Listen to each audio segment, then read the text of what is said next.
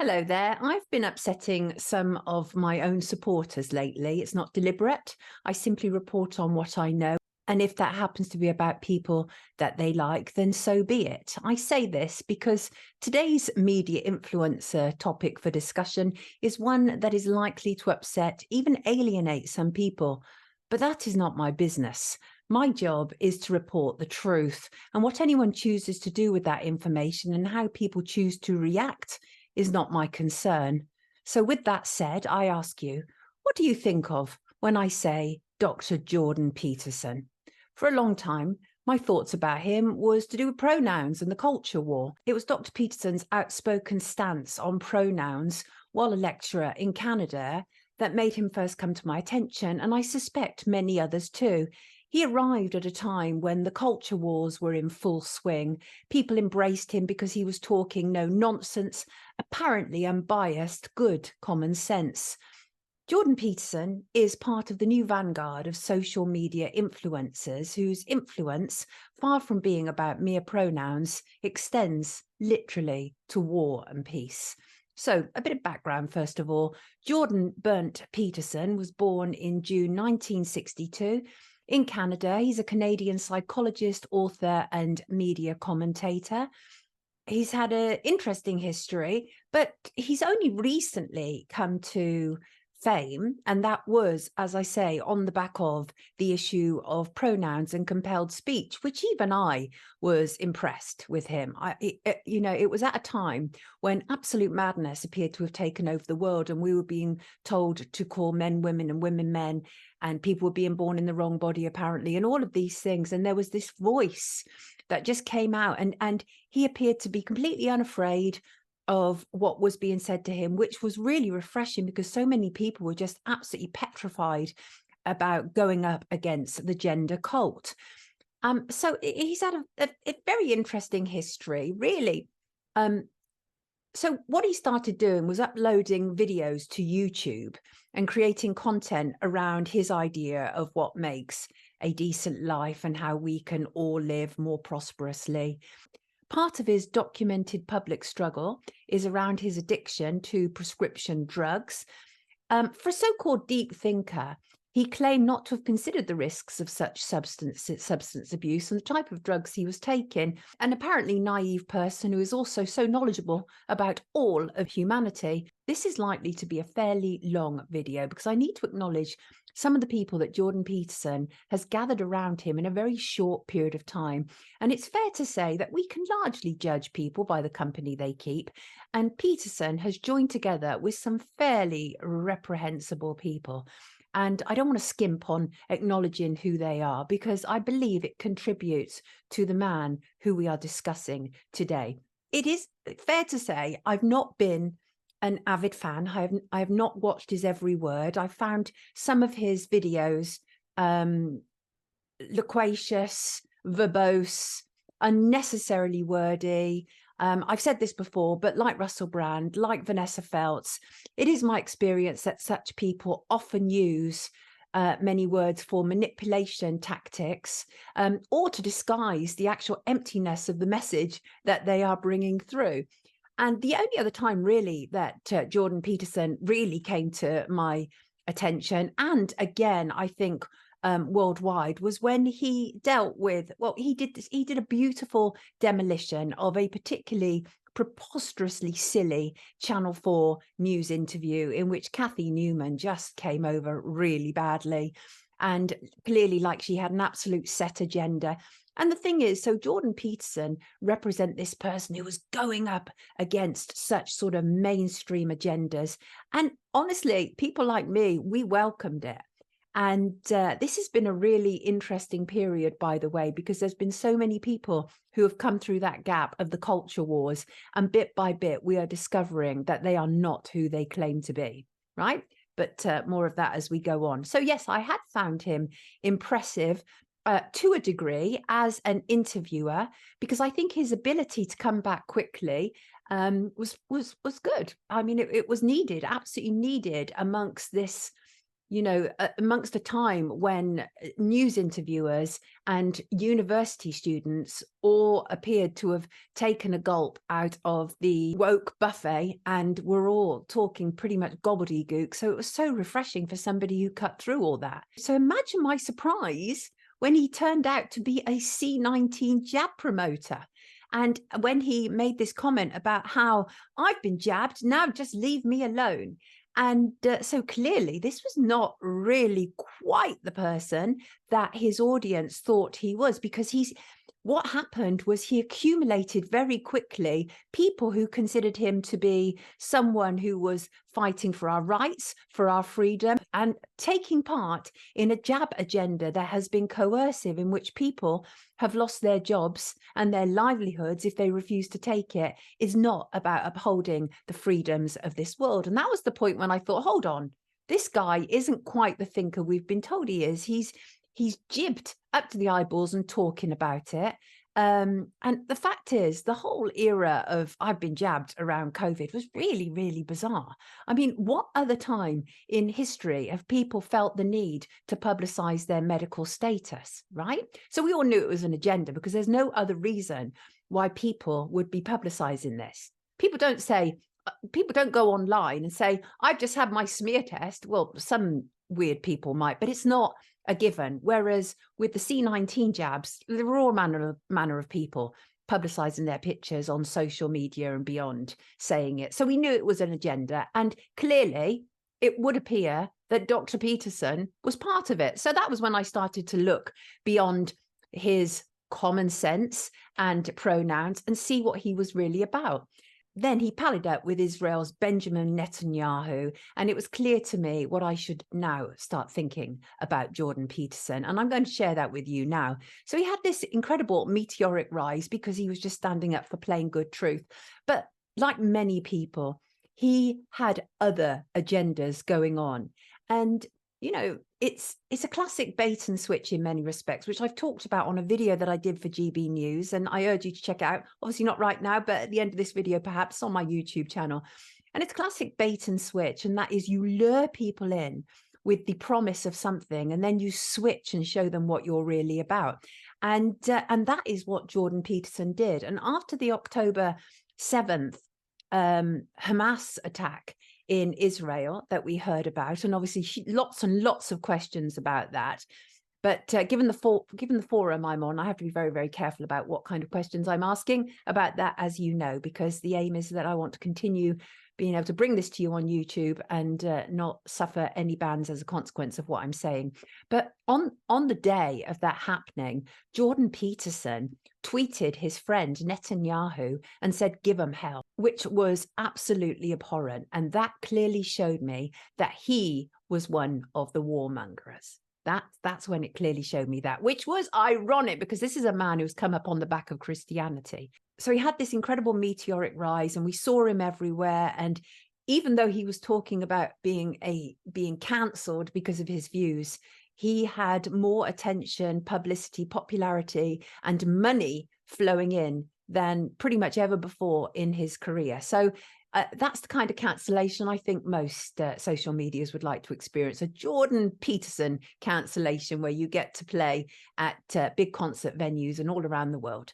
The thing is, what I've come to understand as a journalist is that you have to be incredibly careful who you move with, right? And I do not mix with anyone that I wish to report on. I am able to report objectively on people because I don't socialize with them. The moment we socialize with anyone, we lessen our ability to be objective about them. So you shouldn't have political journalists mixing with politicians, for example. You shouldn't have royal journalists cozying up to the royals. So I avoid cliques and groups. I shut down any WhatsApps and social media groups that try to make me a part of them. I don't do groupthink or group speak. My USP is the same one as your USP. I am an individual and I am determined to exercise that. They say judge a man by the company he keeps is a fair expression in most circumstances. So what are we to make of the people who have gathered around Jordan Peterson? Which brings me to the manifestation of Jordan Peterson's worldview in the form of ARC, Alliance of responsible citizens. Immediately, the name gave me the creeps. Who are these people to self-choose themselves as responsible citizens? Haven't we had enough of groups of people telling the rest of society how to live? I know I have. Jordan Peterson has found particular favour in the United Kingdom, so I blame my fellow Brits for his meteoric rise in part. That's why the ARC conference was held here. So Jordan Peterson is a co-founder of ARC. First of all, let's have a look at the name. You cannot avoid the fact that it's a biblical reference, right? What do you think of when you think of an ark? It warns of a catastrophic doom. It evokes the idea of heroes and heroines saving the world, the animals going in 2 by 2, particularly the sheep. It continues Peterson's fascination with the Bible and his own vision as a man of biblical significance, even godlike. ARC had its inaugural conference in Greenwich, London in October 2023. The ARC leaders reads like a who's who of the Conservative Party crossed with GB News. ARC was developed by Legatum, the same people involved with GB News. Legatum say of their purpose, our desire to contribute to the creation of a more prosperous world doesn't just shape what we do, it defines who we are as an organisation. Now that sounds like really worthy words, right?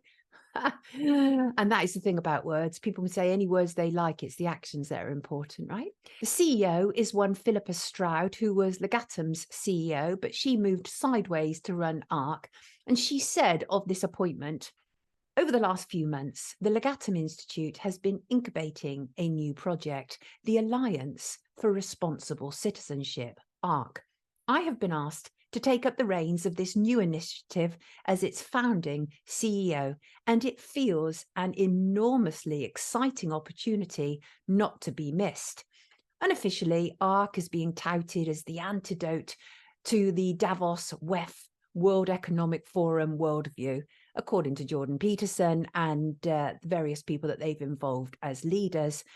And the idea is that it aims to end the catastrophizing that we hear at WEF. So I knew the name Philippa Stroud. It rang a bell, but I wasn't aware it was a bell of hell. She is a failed politician who failed to win an election. So what did the Conservative Party do with her? Why, they made her a Baroness of the House of Lords, of course, as you do.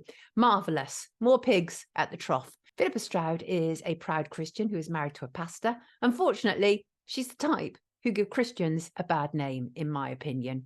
She has had a number of roles that are nothing short of repugnant and reprehensible. She was a special advisor to the politician Ian Duncan Smith during the period he was literally punishing sick and disabled people for being vulnerable. These people are the type who think about useless eaters and bang on about people receiving benefits while allowing their ilk to get away with so much more.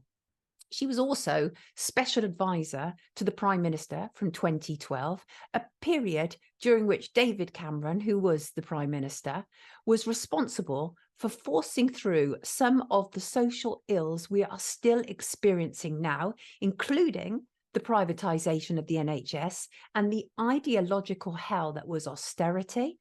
So what was it that Jordan Peterson saw in this woman that made him think, what a great catch for our chief executive? Or didn't he have a choice? I suspect the latter is closer to the truth.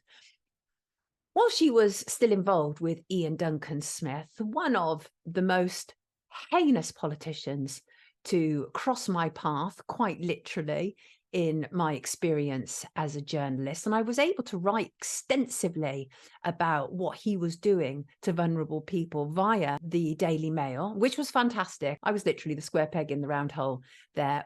And it was great. They just allowed me to write about what these people were doing. And I suspect it was primarily because the comment editor hated David Cameron.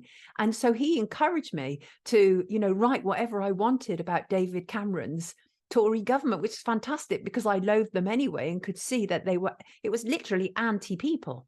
It was all about making sure they were taking care of their own and creating a several tier society, which has happened. So Philippa Stroud was previously the chief executive of the Centre for Social Justice, which was a think tank that she co-founded in 2003, 2004 with Ian Duncan Smith. And it was through the centre that her and Duncan Smith claimed to have formulated over 70 of David Cameron's family policies. Now, this is really a dark period in our time. I was writing about people who were walking to food banks and going back to cold homes and living in one rooms. And I even recall writing about one couple who ended themselves because it all became too much. And that was under the policies of Ian Duncan Smith and his sidekick, Philippa Stroud, right? So these are people who hate the benefit system, right? And they have done all they can to attack it. As a taxpayer, I am proud of being able to take care of vulnerable people who need assistance. It is always a tiny percentage, usually less than 1%, who are actually rogue people claiming benefits. But what happened was when Ian Duncan Smith and the Conservative Lib Dem coalition sought to change the face of benefits, they needed the help of the media to demonize such people. And so such people were considered to be scroungers and people who were not contributing to our society in any way at all. And I remember doing a debate on This Morning with the guy who had commissioned one of the sort of poverty-hating programs on Channel 4. And I whipped his butt in that debate, but that was it. I never, ever got an invite back onto Channel 4 again. And that is the thing.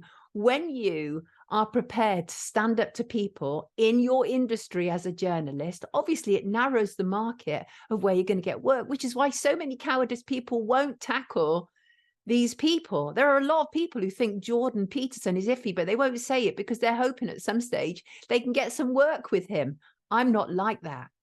I'm not like that at all. I just say what I see. That's it. And I don't think about the long-term consequences of whether I'm going to create a problem for my work opportunities, because I, oddly enough, believe that the universe is largely beneficial towards decent endeavors, and somehow I always seem to get taken care of. So that's the way I operate. But, you know, I'm obviously not everybody is like me, and some people are just cowards.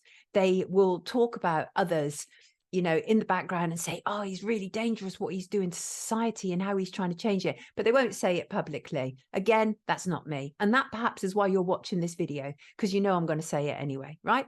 Anyway, these, as I say, these people genuinely believe, the Philippa Strouds of this world, the Ian Duncan Smiths, the Jordan Petersons, they genuinely believe that they have the answers to all of society's ills. Their idea of social justice is based on the premise that all humans are equipped in similar ways, and despite our different beginnings, we can all achieve greatness. But this is patently false, because not everyone has the same opportunities as a Jordan Peterson or a Philip Stroud. Theirs is a biased, skewed, predominantly white, middle-class attitude where they are unable to acknowledge that very serious long-term harms that can arise from being born into poverty or into a household that is riven with addiction or dysfunction. They have this idea that with the right attitude, people can somehow snap out of it, that they can somehow pull themselves up by their bootstraps. It's a very shallow attitude, and it's an attitude that we've seen in our dubious past. If Philippa Stroud had lived through the Victorian era, she would almost certainly be running a workhouse and lording it over those less fortunate while acting extremely virtuous. She opened the ARC conference by announcing that there were 72 nations from around the world at the conference, all businesses, academics to the arts. And she said, to quote her, "Each of you has been personally invited. You're all here because you have been personally invited." Clearly, once wasn't enough to say this point, so she had to say it twice. Well, that sounds like a club, doesn't it? Or as George Carlin once said, it's a big club and you ain't in it. She said her audience was comprised of people who have courage and strength and are committed to rebuilding the foundations of our nations. She said, again, to quote, "We believe Foundations are worth discovering. Foundations from our liberal democratic history and foundations from our precious Judeo-Christian history. Along with being the leader of a workhouse, Mrs. Stroud also evokes sort of ideas of a 1950s traditional housewife to me. I naturally reel against such people because I know they are regressive. They want to take us back in time and not forward. They say things like, because she did, we need to rebuild. Foundations are worth discovering. Yeah, foundations that benefit people like her, right? People like her and Jordan Peterson and Ian Duncan Smith and David Cameron, those sort of foundations they want to rediscover. The speech that she gave was littered with words that naturally make me suspicious. She fills her statements with words like democratic order and re-establishing a code. She talks about a geostrategic threat rooted in the weakness of the West, about how debate needs to be renewed, that we need to work from decline. She's full of buzz statements like decline to renewal, lament to glory, strength, hope, vision, polarization, and intolerance. And then she talked about how our lives need to be woven together with kindness, faithfulness, and self-control by a responsible people. And I'm sure we will hear Jordan Peterson say shortly, welcome aboard the Ark. Well, yes, of course, she needed to welcome in the Pied Piper, the ringmaster. And it's somewhat ironic that this movement professes to be about kindness when he's sending tweets, which is calling for annihilation of a people. I know what these people are selling, and I personally ain't buying. So aside from Mrs. 1950 traditional housewife Philippa Stroud, what else is there to know about ARC? GB News. If you want a televisual representation of what ARC is about, you only need to look at GB News. The same people who are behind ARC are behind GB News. Please check out my video on this, and you will see that there is an absolute crossover. So it was Legatum, which are the major funders of GB News, who also developed ARC. Absolutely the same people. There's Alan McCormick, who is chairman of GB News, and he is the co-creator of Legatum Prosperity Index. He's on the advisory board of ARC. There is also Colin Brazier, a GB News presenter. There is also Christopher Chandler, who oversees the finances of GB News and Legatum. And there is also Sir Paul Marshall, who is the chairman of Marshall Wace, and again, also the financier of GB News. And he is also on the advisory board of ARC. And of course, Philippa Stroud, who was the CEO of Legatum and is now running ARC. So as I say, if you want a visual representation of what ARC is, you only have to look at GB News. And as I say, I've made a video about GB News being controlled opposition because it unquestionably is. And that video is available on YouTube. So please check that out, obviously after this video if possible. But I'd appreciate if you check it out because I think it will give you a more rounded picture of what I'm referring to here. And when Philippa Stroud was talking about that advisory board, she had asked people why they were prepared to be on the advisory board. And she said that the overwhelming response to come back was, this is a civilization moment and there is a lot at stake. Yeah, because people like Philippa Stroud and Paul Marshall and their ilk are in danger of losing their footing to a more egalitarian world, perhaps. It was unquestionable after Philippa Stroud's speech that what we are entrusting these people with is apparently is a new tomorrow. These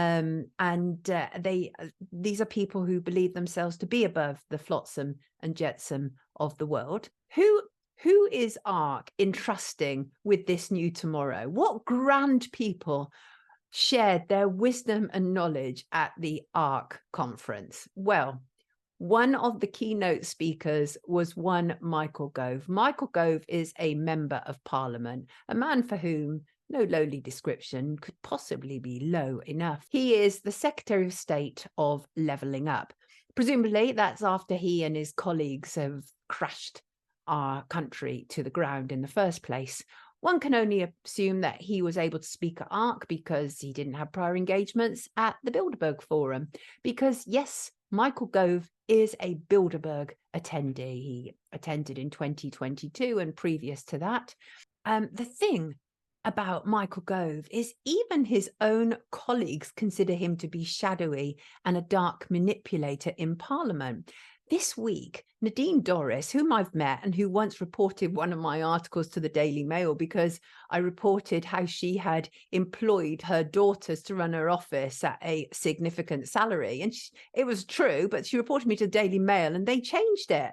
I mean, that's how it works. If people, and this week, Nadine Dorries has serialized her new book, Plot, in the Daily Mail, right?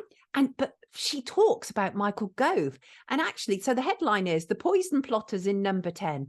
Nadine Dorries unveils the shocking story of a shadowy clique that has been manipulating the Tory party for 20 years. And she cited a number of men. And one of them she cited was Michael Gove. The other one was Dominic Cummings. And she said that these people had such power over Number 10 that they were deciding who was going to be prime minister. They said that Rishi Sunak was decided. They had decided that Rishi Sunak was going to be prime minister previously, but he wasn't ready for the job. And so they'd put Boris Johnson in place and they removed Boris Johnson when Rishi Sunak was ready. And of course, Rishi Sunak, let us not forget, is connected to all manner of digital companies through his wife's Infosys. He's a former banker. A Goldman Sachs man. This is a man who is absolutely imperative to forcing through their new digital revolution. GB News and Legatum clearly have major plans for arch plotter Michael Gove. Just days after his appearance at ARC, Michael Gove was busy working on plans to criminalise Brits for speaking out against injustices. His officials have drawn up proposals to broaden the definition of extremism to include anyone who undermines Britain and its institutions. This apparent new definition is under the guidance of Michael Gove. And even his own Tory party are concerned that it's too extreme and will lead to legitimate activists and campaigners being criminalised. Think about it, right? Somebody like me speaks out about Michael Gove, I can be criminalised under his new extreme plans. This is a man that Jordan Peterson and Philippa Stroud thought was ideal to be a keynote speaker, right? Extraordinary. You know, one Whitehall official said of Michael Gove, the concern is that this is a crackdown on freedom of speech. The definition is too broad and will capture legitimate organisations and individuals. And maybe that's the point of a Michael Gove, and that is to threaten people to such a degree that they stop rebelling against government injustices. The fact that Jordan Peterson, or whomever, Jordan Peterson clearly approved of him, whoever brought him in to be a keynote speaker for the very first ARC conference should tell people everything they need to know about ARC. So obviously the thing with Jordan Peterson, the great trick about him was that he was branded a voice of reason and of freedom. But you only have to look at the online output from the ARC conference to know that it's nothing of the sort. Peterson is an extremist dressed up to look like a regular fella, or a Marvel character. And this is what makes his brand so potent. I ask you, please beware of false idols. He made a big thing about being cancelled, but again, it's more a Peterson sleight of hand. What's the best way to get people to rally behind you, eh? Tell them that big media and big tech are cancelling you. He's not been cancelled. He's never been cancelled. He's been hoisted to meteoric heights. Best-selling books, big media platforms, play stadiums. Who wouldn't want to be cancelled in that way? So On to Mr. Peterson's appearance at the art conference. What are we to make of it?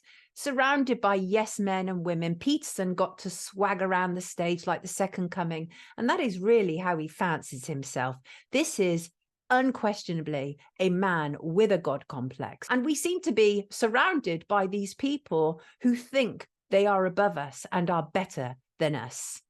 And Jordan Peterson's speeches, he gave several at the art conference, but one of his speeches was about identity. He said that he was going to talk about what identity must and should be, and what social structure must and should be. Musts and shoulds are not right in a world where we are being told that this is a man who believes in self-determination, freedom, and freedom of speech, right?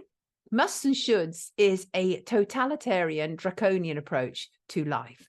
And what was highly amusing to me is the final speech that Peterson gave at ARC on the final day was described by them as the most inspiring speech Jordan Peterson has ever given. And I forced myself to watch the whole 23 minutes of it. And within no time, I felt like I was watching some charlatan TV evangelist who is about to empty your savings on the basis of them saving your wicked soul. He says things like uniting heaven and earth alike. When I watch Jordan Peterson, I see an individual frail in their identity, so insecure about who he really is. He has to attack other identities that aren't like his. He wants billions of people to be like him in his image. I cannot take Peterson's happy society talk seriously because the whole Israel-Palestine conflict has really revealed people like Peterson and what they are really about. They are usurpers. They spotted a way that they could get their globalist agendas for their paymasters into the public domain, and they use roots such as pronouns. And that is what I believe Jordan Peterson did. It was never going to be enough for him just to comment on the culture wars. His handlers see a bigger purpose for Jordan Peterson. His fans expect him to get over emotional and lose the plot at really pretty much the slightest thing, and he didn't fail them with his speech. He launched into a big thing about remembering who you are. It's a good message when the right person delivers it. And he began to take on an appearance of, as I say, a crank preacher. Predictably, the audience collapsed like seals, but it was still quite lukewarm. Even his die-hard fans were clearly getting a bit tired of his dogmatic diatribe after 3 days. He even invoked the idea of Jerusalem on the hill, the shining city on the hill. This is the longest time that I have listened to this man, probably ever, and I cannot understand how he got an audience beyond pronouns. You know, he says things like, we need to tilt the world towards heaven and away from hell. He knows what he is doing is entertainment. And there's nothing wrong with that. At one stage, he meant to say, when you leave this conference, but he said, when you leave this concert, right? ARC, as I say, claims to be the antidote to the World Economic Forum, a new vision of tomorrow, if only. It is literally the same, just with a new set of people who want to be leading society. They've even nicked much of the model of the World Economic Forum, including their young leaders or their future leaders of tomorrow. ARC, like WEF, is not only just a 3-letter acronym, but they are about socially engineering society. Their idea of people being prosperous and growing owes more to neoliberalism conservatism. On the last day of the ARC conference, cancelled man Jordan Peterson played the gigantic O2 arena like the true showman he is. His guests included Douglas Murray, who was beating the war drum for Israel on the daily. He's the British version of Ben Shapiro in his Palestine derangement syndrome. I just made that up, but I think you get my point. The reason I feel the need to highlight these people is they are interlopers. They have spotted the potential of using the truth movement as a vehicle for their plans, and they are using it at full steam and with all the money that an organization like Legatum can supply them. They are steering people into a place that is not for the benefit of all of society. It's regressive. They are like a bunch of 1950s traditional husbands and wives with little understanding of the real world and driven only by the impulse to create an image of their own perfection. Peterson talked to Ark about us all being crafted in God's image, but these people are trying to craft the rest of us.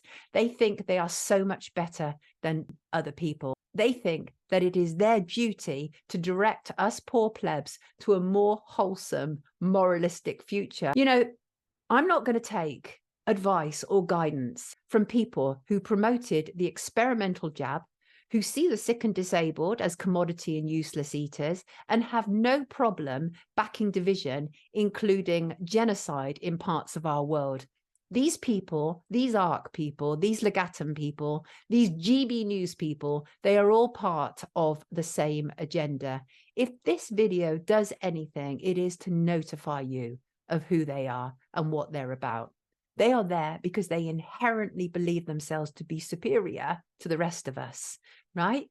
It's important to understand that these people, Jordan Peterson, Philippa Stroud, the Legatum people, believe that their vision of society is morally superior to yours. They believe they are the leaders of a new world order. Yes, that's them. They are little different to the other lot who believe in a new world order. ARC is GB News, GB News is ARC, and absolutely none of it is there to free us from enslavement, but to enslave us further. Jordan Peterson is not and never was the Messiah. He's just done a really good job of convincing his flock that he is.